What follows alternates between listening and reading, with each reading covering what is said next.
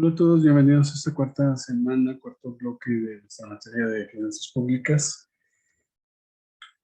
Hoy nos toca el tema de deuda pública, que es el penúltimo tema, el quinto tema, con tres subtemas, que son la estructura de la deuda pública, instrumentos de deuda pública y su impacto en la economía, y la deuda pública en México. Para iniciar vamos a ver la estructura de la deuda pública. Recordemos nada más que en el tema anterior había yo hablado sobre algunas teorías y posturas de algunos filósofos sobre la deuda pública. Algunos estaban a favor, algunos en contra. Seguimos de esa manera todavía en nuestros días, lo que vamos a ver. Pero pues nada más recordar que había algunos filósofos que tenían ciertas posturas sobre la deuda pública. Bueno, ¿qué es la deuda pública? La deuda pública son todas las obligaciones insolutas del sector público, es decir, lo que está vigente, contraídas en forma directa o a través de sus agentes financieros. Esto lo dice el Banco Mundial. Por la definición del Banco Mundial, la deuda es una herramienta de los gobiernos para diferir sus gastos en el tiempo y así poder cumplir con el conjunto de funciones que les son encomendadas por la sociedad. Por tanto, entendemos por deuda pública nuevamente la suma de las obligaciones insolubles a cargo del sector público derivadas de la celebración de empréstitos, tanto internos como externos. Jurídicamente, el concepto de deuda pública se basa en dos fundamentos. Esto es muy interesante conocerlo porque nos permite ver ese uso de la deuda pública por parte del gobierno de México. Jurídicamente en nuestro país, como decía, se basan dos fundamentos. Por un lado, la Constitución Política, que establece que el gobierno federal podrá contratar financiamientos solo para la ejecución de obras que directamente produzcan un incremento en los ingresos públicos. Pero hay tres excepciones. La regulación monetaria, que es muy importante, las operaciones de conversión de la moneda y las que se contraen durante alguna emergencia declarada por el presidente de la República, como pudo haber sido el caso de esta pandemia que estamos teniendo. Entonces, como ven, muy interesante esas tres salvedades en las que se puede contratar la deuda, que una pues no debería ser ni siquiera salvedad, porque la regulación monetaria esa es casi automática en cualquier país, y bueno, las otras dos pues sí son eventos especiales, sobre todo cuando hay alguna catástrofe y las operaciones de conversión. La deuda pública también se puede definir como todas las obligaciones que tiene el sector y como dice, es una herramienta para cumplir con las funciones que le son encomendadas al Estado. A su vez, la Ley Federal de Deuda Pública establece, y que hemos comentado, que hay una deuda que se constituye por la obligación de pasivos que son directos o contingentes, como el caso de Pemex o CFE, derivados de financiamiento a cargo del Ejecutivo Federal, sus dependencias, los organismos descentralizados, empresas de participación mayoritaria como Comité, CFE, Pemex, bancos de desarrollo, organizaciones auxiliares de crédito del gobierno, instituciones nacionales de seguros, de fianzas o los fideicomisos donde el fideicomitente sea el gobierno o las entidades anteriores. Esto se hace a través de títulos de crédito, adquisiciones a plazo, pasivos contingentes y otros actos jurídicos similares o análogos.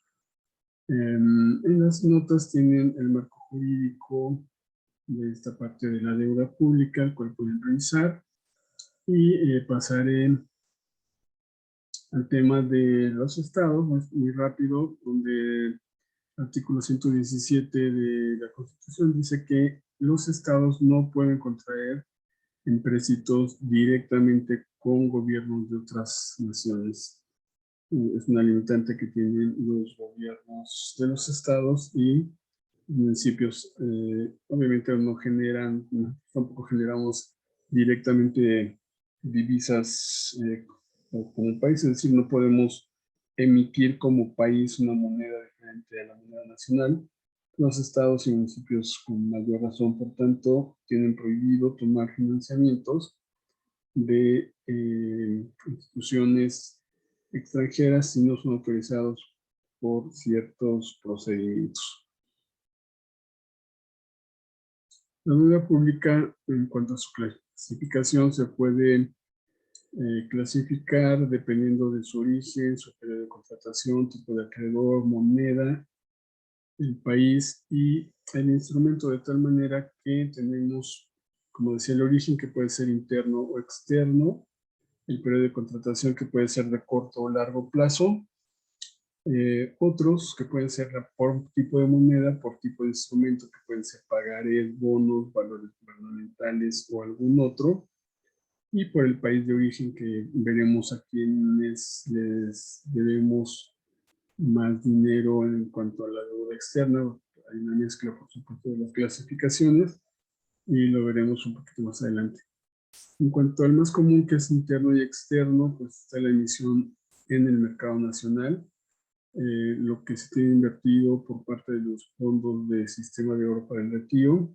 En algún momento podría ser a banca comercial. La verdad es que se le debe nada a la banca comercial, porque no es muy lógico que si el gobierno puede emitir sus instrumentos, pues le pida a un banco, ¿no? Que le va a costar más caro que esos instrumentos.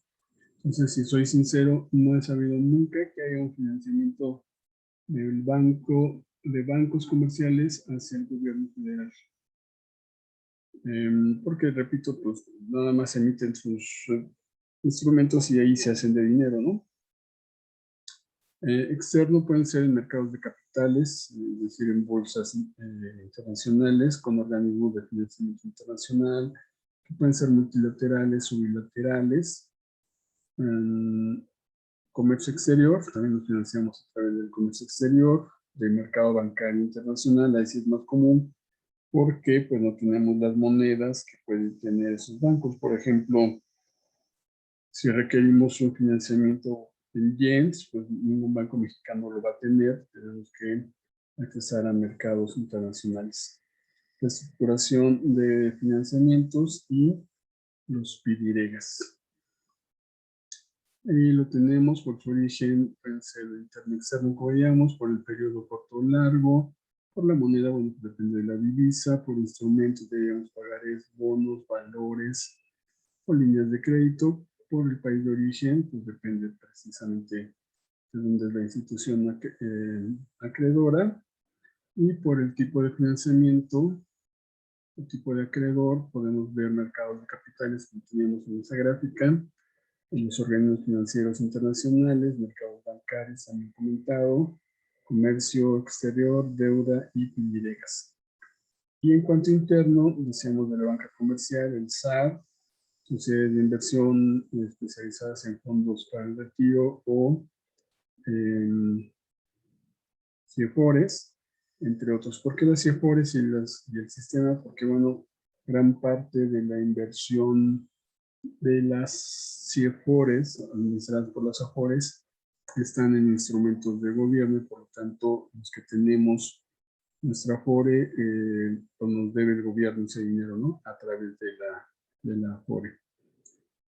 También podemos establecer ese financiamiento, como decíamos, para el saneamiento financiero, que está en el ramo 34, que todavía está el programa de apoyo a ahorradores y deudores de la banca, aunque ya es mínimo, y para algunos otros pasivos del sector público.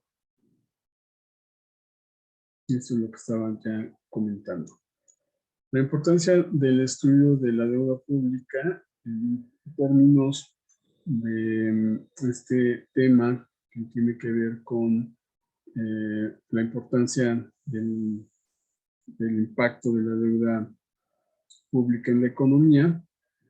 Bueno, inicialmente tiene que ver que en un adecuado manejo de la deuda pública puede constituir un instrumento de política económica eficaz para minimizar fluctuaciones en el presupuesto, para estabilizar el crecimiento económico, también para definir efectos derivados de factores externos como que estamos viviendo, y incrementos en tasas de interés o bajas, pero sobre todo incrementos, precios de petróleo fluctuantes, tipos de cambio, entre otros. Una deuda bien manejada podría ayudarnos a esto, aunque ya pasando al tema de instrumentos y su impacto en la economía y la deuda, cómo se manejan, bueno, pues ya veremos qué hay al respecto del impacto de la deuda en la economía, de la deuda pública.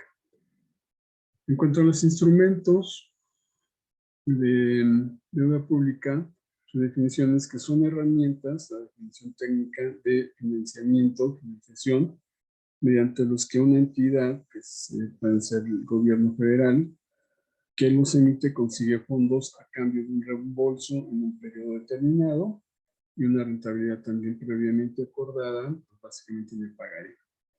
Estos instrumentos de deuda son una serie de herramientas mediante las que una empresa, una organización, una institución y un gobierno consiguen financiamiento.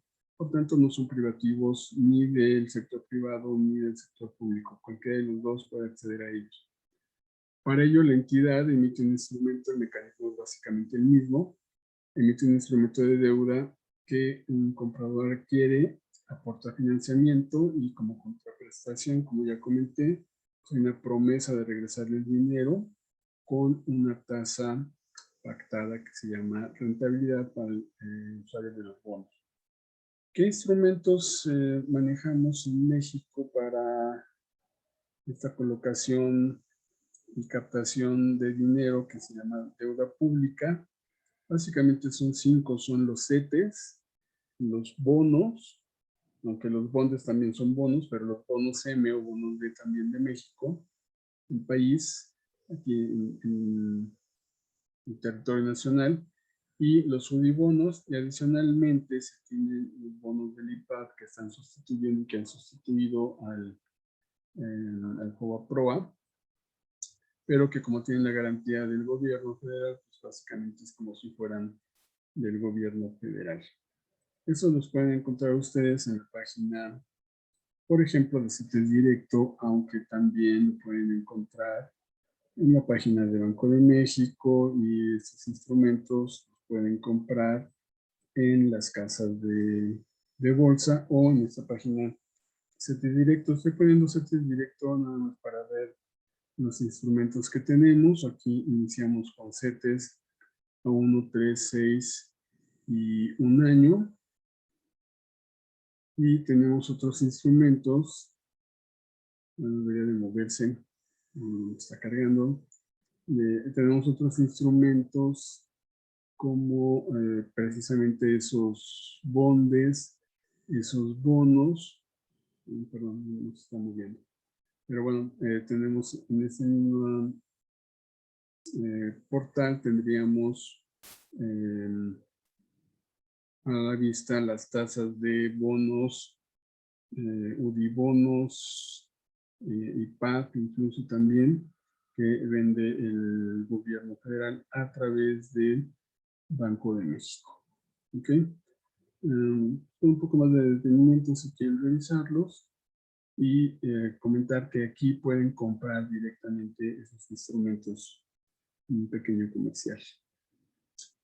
¿Quién vende esos instrumentos? Bueno, Banco de México se convierte en el intermediario entre el público inversionista y el gobierno federal. Entonces, básicamente, el Banco de México adquiere sus valores para la regulación monetaria y los vende, también aunque sean para inversiones, también los vende Banco de México, que se convierte en la casa de bolsa del gobierno federal. También él está dejando un poco de cómo funciona el esquema.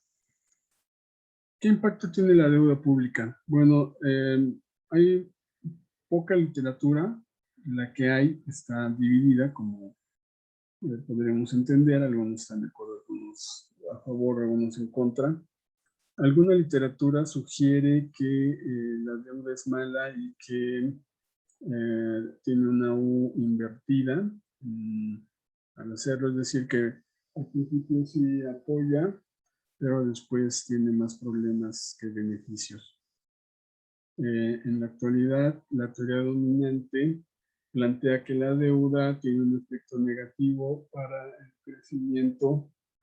Dice la CEPAL, identifica 3 canales de transmisión que justifican la conclusión de que el modelo económico actual y el nuevo consenso macroeconómico han desestimado la política fiscal y la capacidad de los déficits fiscales para impulsar el crecimiento, no necesariamente a través de la deuda. Estos tres canales es la equivalencia ricardiana, que es probablemente el más mencionado, como dice ahí, en el que se asume que un aumento en el gasto público financiado con deuda tarde o temprano obligará al gobierno a aumentar los impuestos para pagarlo, que creo que es lo que nos ha pasado. Un segundo canal de transmisión es una inflación mayor y un poder adquisitivo disminuido, porque al aumentar el gasto público hay más dinero, se estimula el consumo pero no la productividad. Y el tercer canal es el de desplazamiento, que se presume que el endeudamiento tiene efectos negativos sobre la inversión privada debido a los movimientos que se provocan en el mercado de capitales. Es decir, que la gente prefiere invertir en términos financieros que en términos industriales o comerciales. Por otro lado, está Krugman, Paul Krugman, que él indica lo contrario. Él dice que si hay mayor deuda puede haber mayores estímulos y que aunque hay un costo, el 60% es crecimiento y el 40% es el costo. Entonces, para él, sí es bueno tomar financiamientos por parte de los estados. Entonces, como ven, pues hay dos posiciones encontradas, varias posiciones encontradas a favor y en contra. En el caso de México tampoco hay mucha literatura, últimamente solo se tienen estos estudios de Sánchez Juárez y García Almada, y lo que han encontrado es que, sobre todo en los estados, es que lo mismo que comentaba la CEPAL, primero si hay un crecimiento, pero después hay una afectación en la economía. Encontraron en los estados y en la deuda federal, también encontraron que si bien hay deuda, básicamente se utiliza para el gasto social y no se utiliza para la inversión pública, lo que tiene, como comentábamos, un impacto negativo, porque se da dinero para el gasto social, la gente tiene dinero, los precios aumentan, hay inflación, como estaban ahí algunos de los puntos, en lugar de haber una inversión privada que genere más ganancias o más recursos para el propio Estado. Como decía de la CEPAL, en el caso de México, nos indica el estudio de la CEPAL lo mismo, que hay un aumento en el gasto social, pero una reducción constante de los niveles de gasto de capital, es decir, no hay inversiones, y eso pues no ayuda o no ha ayudado el crecimiento del país. Aunque haya bastante deuda, no es para crecimiento de la infraestructura, sino para el gasto social. Bueno, la respuesta más lógica, si ayuda o no el gasto público, bueno, tiene que ver con que cada país tendría su propio límite y la forma de utilizarlo. Entonces, como decía Krugman, pues sí, sí es bueno, pero si se utiliza, o al menos así está en las evidencias empíricas, si se utiliza para el crecimiento de la infraestructura, si se utiliza para el gasto social, pocas palabras, para el apoyo a ciertos sectores, no tiene un impacto importante en la economía, de hecho es negativo. Y ahí tenemos algunos de los impactos específicos de un alto nivel de deuda.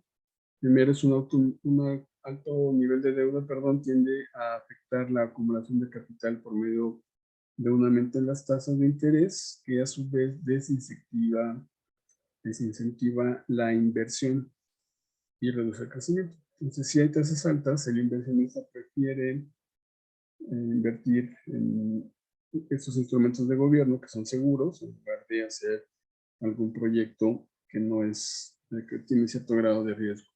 Segundo, la deuda alta disminuye el ahorro y la inversión en capital, como comentábamos también.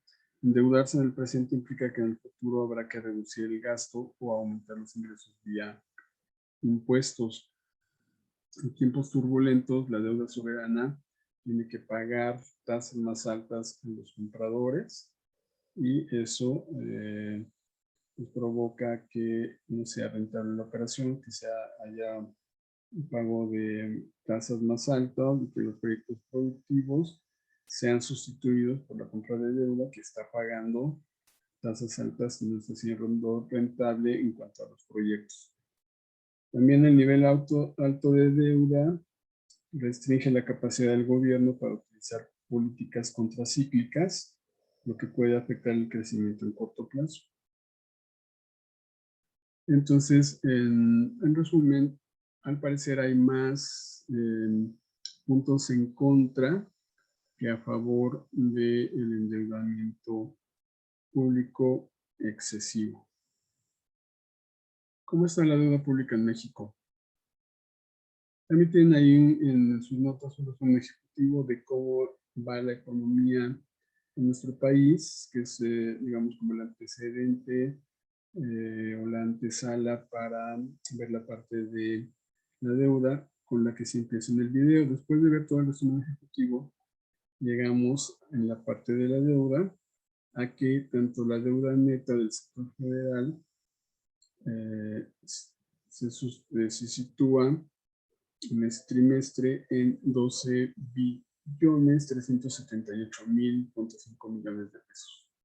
Y que el saldo histórico de los requerimientos financieros del sector público, que son esas siglas que ahorita les comento, o deuda ampliada, se ubicó en 12.423.000 millones. Ya veremos algunas gráficas para ver si ha crecido, si ha bajado, si ha mantenido.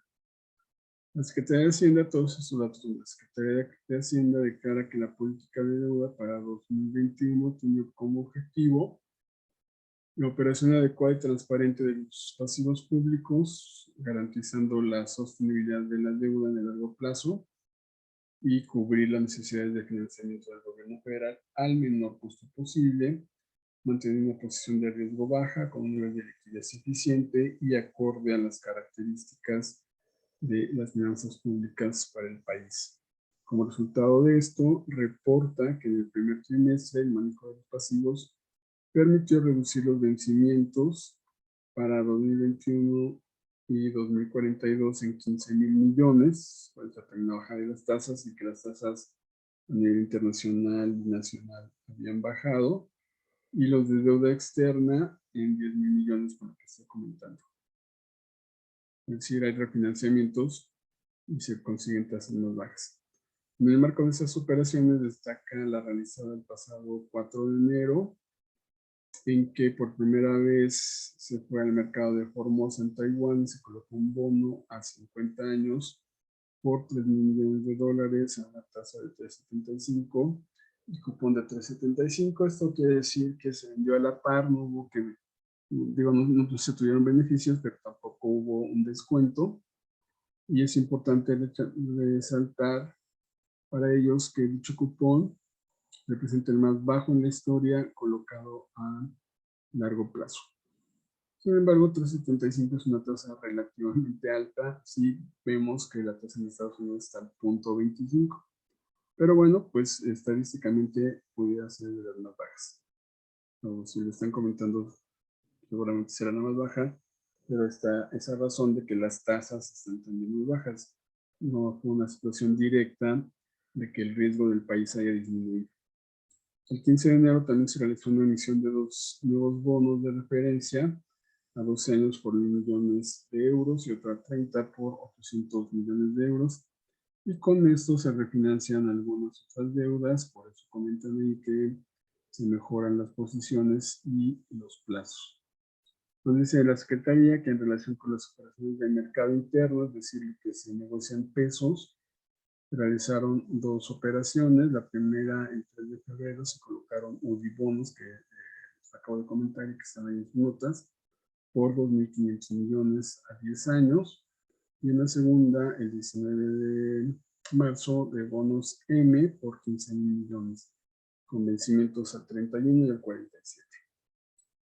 Las operaciones del primer trimestre permitían reducir en términos reales, es decir, descontada la inflación, el saldo de la deuda, por lo que estábamos comentando de las tasas. Muy bien, como conceptos, ¿qué es el RFSP? Que es, lo encontrarán varias veces si analizamos la deuda de México. Bueno, RFSP significa requerimientos financieros del sector público y miden las necesidades de financiamiento para alcanzar los objetivos de las políticas públicas, tanto de las entidades adscritas al sector público como las del sector privado y social, que actúan por cuenta del gobierno, básicamente las PIDIREGs. O sea, no pensemos que es todo el sector privado. Una parte que está ahí, que son los PIDIREGs. Entonces, el requerimiento, ahí lo tienes, 1 más 2 más 3 más 4 más 5 más 6 más 7. Y de esa forma se obtiene el requerimiento. Hay otro concepto que es el mismo, pero ahora como saldo histórico, y que representa el acervo, la cantidad neta de las obligaciones contraídas para alcanzar los objetivos de esas políticas públicas, de las entidades adscritas al sector público, como las privadas. Básicamente es el mismo concepto, pero aquí es decir, son los pasivos menos activos financieros disponibles por concesión de préstamos y por fondos para la amortización de las deudas, como reflejo de la trayectoria anual observada a lo largo del tiempo. Este saldo histórico agrupa a la deuda neta del sector público presupuestario y las obligaciones netas del IPAB, el Fondo Nacional de Inversión, los PIDIREGAS, que son proyectos de inversión de infraestructura productiva con registro en el gasto público por parte de privados, es decir, obras que hacen privados con una alianza y que se le deben a ellos, y a los programas de apoyo a deudores, así como la ganancia o pérdida de la banca de desarrollo y los fondos de fomento. Entonces, con esas definiciones, durante el primer trimestre, los requisitos, que es la medida más amplia y robusta del balance, registraron un déficit de 180.000, se necesitaron 180.000 millones, superior al de 2020. Asimismo, el saldo histórico, que incluye las obligaciones del sector público en su versión más alta, como vimos, se ubicó en 12 billones, que es la deuda, 12 billones 423 millones, y pues dice la Secretaría que se debió también a un efecto de evaluación por la depreciación del peso frente al dólar, y pues también natural, si el dólar sube de precio, la deuda sube en términos de pesos. Así el componente interno es de 7 billones y el externo de 4 billones, que son equivalentes a 18.000 millones de dólares. Lo vemos en gráficas, bueno, la deuda interna son 7 millones, en total a diciembre, aquí estamos hablando de diciembre, los datos, vamos a ver otros datos a mayo-junio, era de 12.000 millones. Ahora que quería ver, interesante, dónde están muchas de las deudas, banca comercial, como vimos las definiciones o los tipos de deuda, bonos de pensión para CFE, bonos de pensión para Pemex, el ISSSTE, y está en el mercado bancario los instrumentos, en el mercado de capitales, en el comercio exterior y lo que le debemos a organismos financieros internacionales. Entonces, respecto de lo presupuestado, pues ahí había un avance de 58%, y esto era el cierre de diciembre. A mayo, esos mismos datos, ahora hay 13.000, había 14.000, 12.000 millones, a mayo hay 13,000, o sea, si hay un incremento en la deuda de diciembre a mayo, y a junio es de 12,000, o sea, si hay una disminución de mayo a junio. Por supuesto que cada mes va cambiando, entonces habrá que ir analizando cómo se va comportando.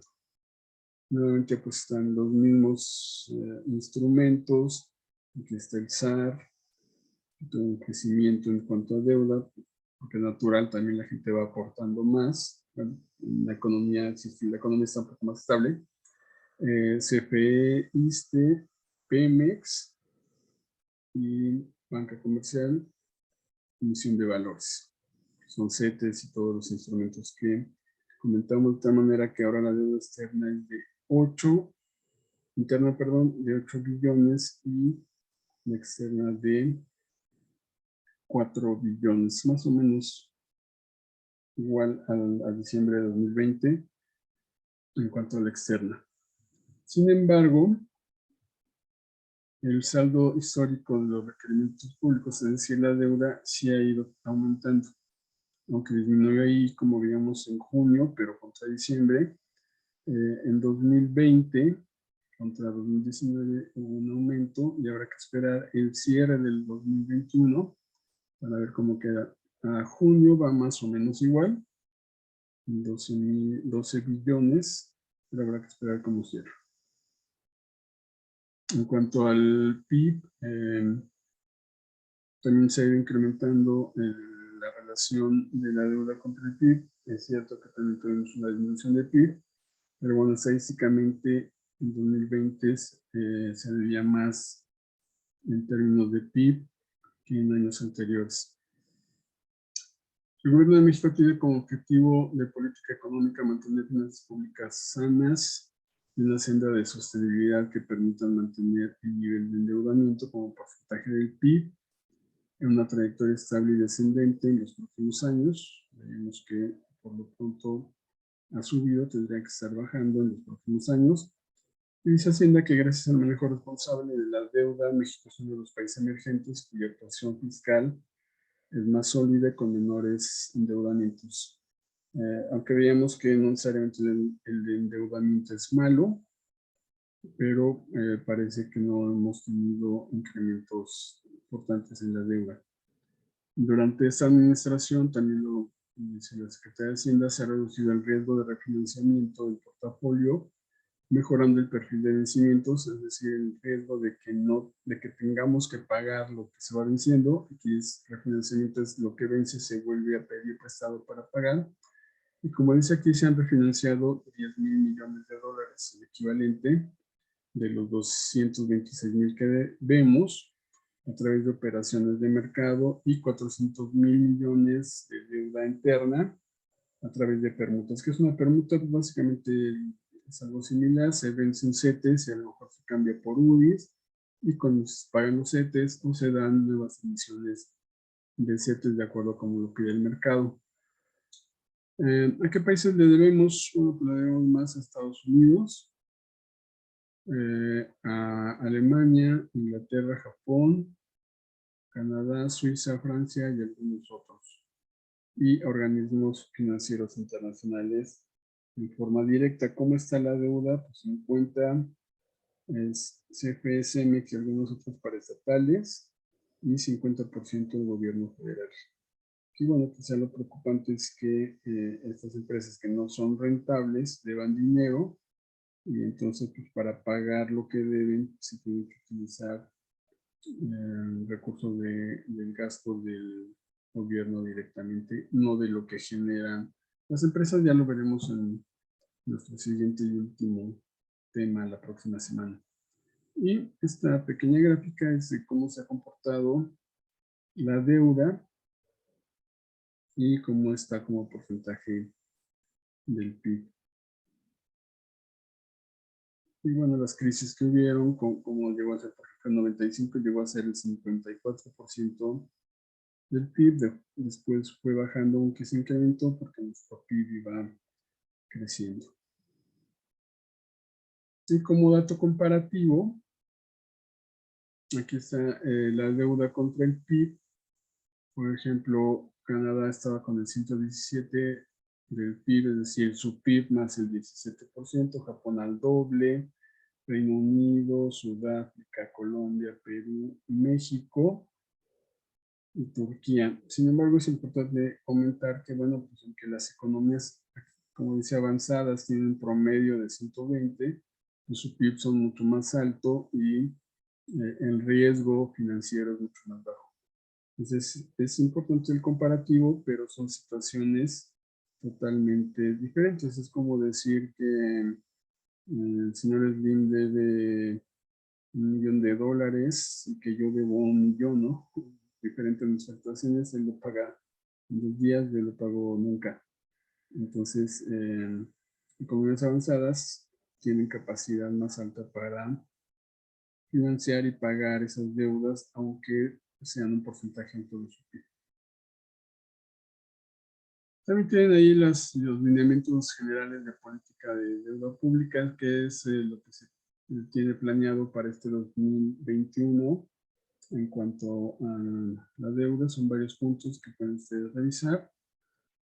Y por último, comentarles que ya están desde abril los precriterios para el 2022, donde se estima que se necesitarían, que tendríamos una variación de 779.000 millones para el 2021, que necesitaríamos teóricamente menos. Habrá que esperar, y eso reduciría el 2.9 del PIB, entonces si estamos en el 50 y tanto. El PIB, en teoría, así como está ahorita, bajaríamos a menos del 50, pero habrá que esperar. Entonces aquí están los datos. Sí hay un crecimiento de los requerimientos, es decir, de la deuda, casi de 1 billón, pero en teoría va a ser 51.1% del PIB, lo cual hace que en términos comparables sea menor a lo que tenemos antes. Aunque la cantidad sea mayor, contra el PIB será teóricamente menor, al menos eso es lo que tienen en los precriterios. Ahí tienen las referencias bibliográficas, espero haya sido de utilidad el video y sea de utilidad las notas y los temas. Que pasen una buena semana. Ahí está también su actividad de esta semana. Y nos seguimos contactando a través de los medios que ya conocemos. Nuevamente les deseo una buena semana. Hasta luego.